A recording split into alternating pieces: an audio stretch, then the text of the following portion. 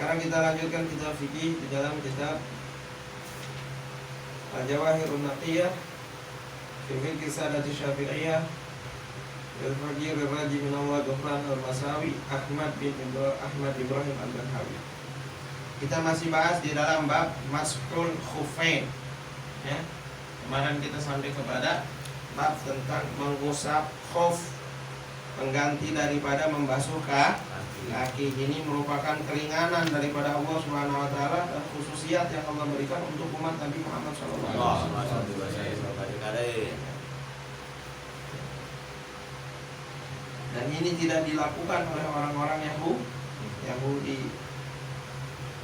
Makanya Rasulullah sallallahu alaihi wasallam bersabda dalam hadisnya, "Shallu fi khifafikum fa innal yahud la yusalluna fi khifafikum." Salatlah kalian di dalam khuf kalian, maka sungguhnya orang Yahudi itu mereka tidak melakukan salat dalam memakai khufnya mereka.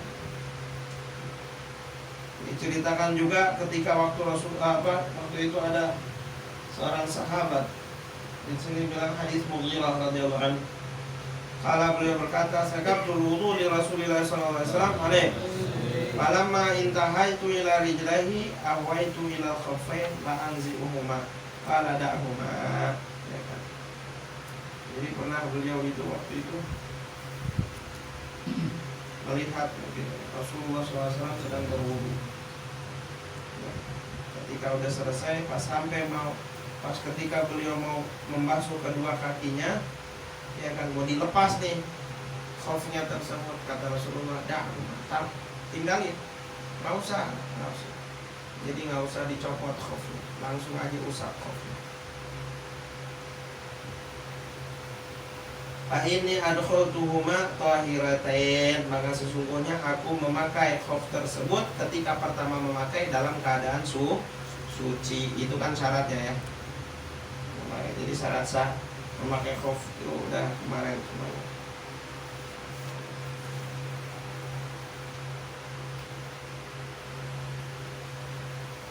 Wa fi kaifiyati, terus bagaimana tata cara mengusap khufin tersebut? Bi ayam sah ala zahiri a'lal khafi al muhadalil gadan bima yutlaq alaihi ismul masa walau qalilan jiddan qiyasan ala masihir ras.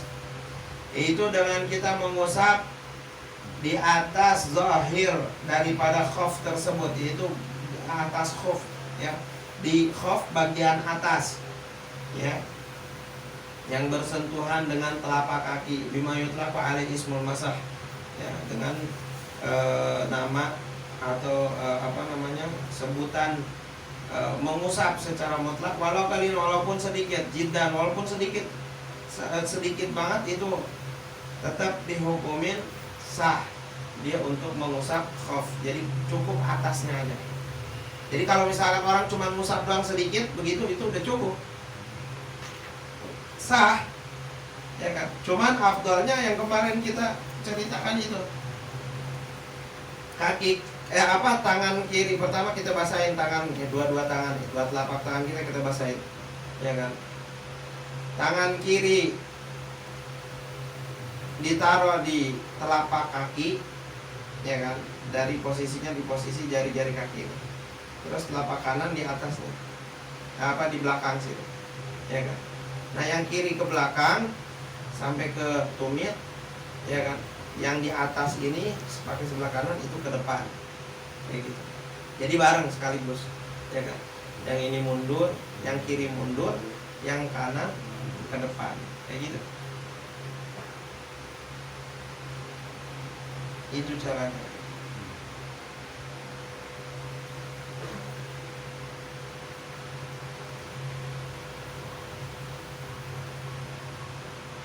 Adapun pembatalannya masul khufain ya, apa saja yang membatalkan ya, yang menjadikan batal. Jadi kalau misalkan kita melakukan salah satu daripada pembatalan tersebut, maka kita mau nggak mau harus lepas tuh khufnya dan kita harus cuci dibasuh kakinya. Nggak bisa lagi diusap kayak tadi, langsung harus dibasuh kakinya. Apa saja yang membatalkan tersebut ya? Di sini dikatakan ada 4 perkara. Yang pertama, inqidha muddatil masah Yang pertama yaitu dengan berakhirnya waktu diperbolehkan atau diizinkan kita untuk mengusap khuf tersebut. Kalau bagi orang yang dalam keadaan mukim, dia mendapatkan izin untuk mashul khuf itu selama 24 jam, 1 hari 1 malam. Dan itu dihitung awal waktunya tersebut dari pertama kali kita batal setelah menggunakan khuf. Ya, karena kita sebelum menggunakan khuf kan kita harus udah suci dulu, suci dari hadas kecil dan juga hadas besar. Ya kan, kita punya wudu nih baru kita pakai tuh sepatunya tersebut atau khufnya. Ya kan? Nah, pertama kali kita batal di situ kita dihitung waktu diperbolehkannya kita untuk mengusap khuf sampai kapan tuh. Ya kan? Kalau misalkan kita pakai maghrib, ya kan? Tapi batal wudhunya kita pertama kali batal baru pas subuh. Berarti dihitungnya dari subuh besok sampai subuh berikutnya. Ya kan? Itu bagi orang yang mukim. Kalau bagi orang yang dalam perjalanan itu 3 hari 3 malam. Rasulullah SAW bersabda dalam hadisnya yang diriwayatkan oleh Sofwan bin Asal. Beliau berkata, "Kana Rasulullah SAW ya'muruna idza kunna safaran alla yanzi'a khifafana salasata ayyam." Ya, dulu Rasulullah SAW kata dia memerintahkan kami apabila mana kami di dalam perjalanan untuk tidak melepas khuf kami selama 3 hari. Walayalahinnya jadi 3 hari 3 malam. Illa min janabatin, kecuali kami junub baru kita harus copot. Karena salah satu pembatalan yang bisa membatalkan orang mengusap khuf itu dengan keadaan junub. Illa min janabatin walakin min baulin aw gaitin aw namin fala. Tapi kalau disebabkan karena kita buang air kecil, buang air besar atau tidur, maka itu tidak membatalkan memakai khuf, mengusap khuf. Jadi yang membatalkan junub. Tapi kalau misalkan kayak kita mau kamar mandi nih, mau pipis, berarti kan dicopot dulu, dilepas, kita kamar mandi, habis itu udah selesai, bersih, kita pakai lagi, nggak apa-apa. Ya. Ya. Atau buang air besar, atau tidur. Atau misalnya kita pakai, habis itu kita cuci, ya, kita bersihkan. Yang penting syaratnya dia nggak terkena najis.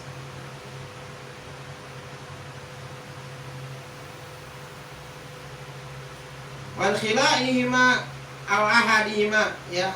Terus yang kedua, batal mashul khufain tersebut dengan kita melepasnya. Oh maaf tadi, berarti kalau kayak kamar mandi, buang air kecil, buang air besar tetap kita pakai.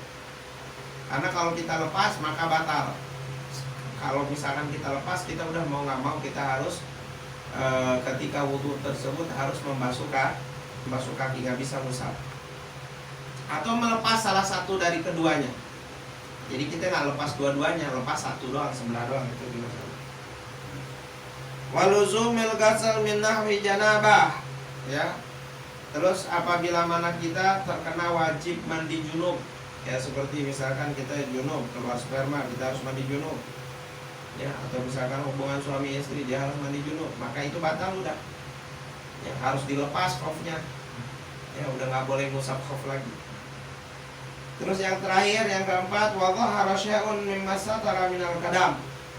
Apabila mana tampak sesuatu daripada yang ditutup itu kayak seperti dari telapak, misalkan apa? Tiba-tiba tuh dia punya khuf sobek, bolong, udah nggak bisa dipakai lagi, nggak bisa ngusap lagi, harus dilepas. Karena harus tertutup tadinya kan, bawah harus ketutup, atas juga harus ketutup. Kalau samping, kalau misalkan dia tempat thread, ya resleting itu nggak apa-apa. Misalkan nih kita pakai khuf, tahu-tahu khufnya sobek bawah, ya kan? Maka mau nggak mau kita harus lepas pas lagi wudhu. Kita harus cuci kaki. Fala takharraka min mahalil fardh. Kalau misalkan itu dia berlubang atau sobek dari tempat yang wajib, yang fardu, maka itu menjadi madarat. Maksudnya madarat harus dilepas, mau nggak mau kita harus kayak di telapak, sobeknya dari telapak kayak gitu. Wala takharraka talbitana wa dhahara wal baqi kawi lam yadur, ya kan? Tapi kalau misalkan dia lubang, berlubangnya atau sobeknya yang di atas, jadi Yang bermasalah di sini, yang membatalkan di sini kalau misalkan sobeknya di bawah bagian telapak kaki nih, bagian telapak atau ada yang sobek atau ada yang bolong, injak paku misalkan, ya nggak, udah nggak bisa tuh, nggak bisa kita pakai terus. Jadi kalau pas lagi mau wudhu nanti harus dilepas. Tapi kalau sobeknya dari atas doang, di atasnya misalkan sobek, ya kan, terus yang lainnya masih tetap kuat, nggak ada bolong, nggak ada sobek, ya kan, maka tetap boleh kita gunakan, itu nggak menjadi motor. Wa fi makruhati wa hiya kama fil wudu. Adapun perkara-perkara yang dimakruhkan di dalam melakukan maskhul khufain sama seperti di perkara yang dimakruhkan di dalam berwudu, kayak seperti di dalam wudu kita dimakruh apa? Kalau kita misalkan ninggalin kanan kiri, kita harus duluin kanan, kita kiri dulu, sama. Kalau kita misalkan ngusap khuf itu kita sebelah kiri dulu baru kanan, nggak boleh, makruh. Ya kan? Terus berlebihan di dalam menggunakan air, kayak gitu, makruh. Ya kan? Ya.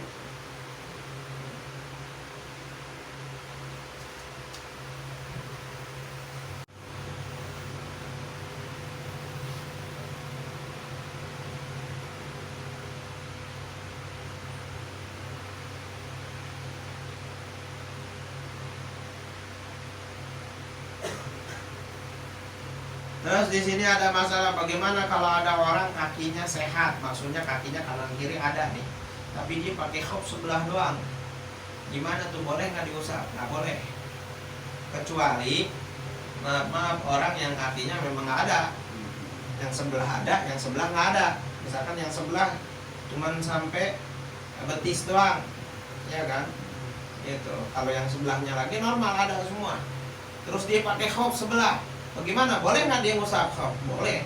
Tapi kalau orang kakinya normal, dua-duanya ada, terus dia pakai khuf sebelah doang, yang sebelahnya kagak, itu mah nggak sah. Harus dibuka ketika dia wudu. Ya? Gitu. Nah, inilah maskhul khufain, ya kan, keringanan yang Allah Subhanahu Wa Taala berikan khusus untuk umatnya Nabi Muhammad SAW. Jadi pengganti daripada membasuh kaki, ya. Itu biasanya berlakunya kayak di musim dingin. Ya, kalau musim panas kita pakai khuf, udah panas, pakai khuf lagi yang agak nyetan gitu. Ya, biasanya mereka gunakan itu ketika di musim dingin. Ya, mau yang di Makkah, di Madinah, di Mesir, di mana-mana pakai khuf. Ya. Khuf itu yang kemarin yang sudah kita kasih unjuk itu fotonya, ya. Jadi dia seperti sepatu, tapi dia nggak ada karet, nggak ada bawahnya, lapisan bawah tuh kayak sepatu yang lain kan gitu kan. Dan dia ketutup, biasanya semuanya ketutup, atas bawah itu ketutup, dan memang harus begitu, ya kan, syaratnya kayak sepatu bot, atas bawahnya ketutup, ya kan. Gitu. Wallahu a'lam bishawab. Ada pertanyaan nggak?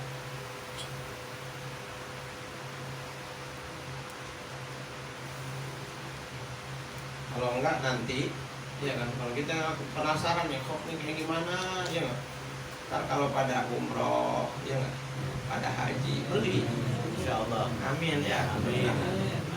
Oh kayak gini khuf nih, ya nggak? Atau misalkan pas lagi umroh musim dingin, ya itu kita bisa beli itu khuf.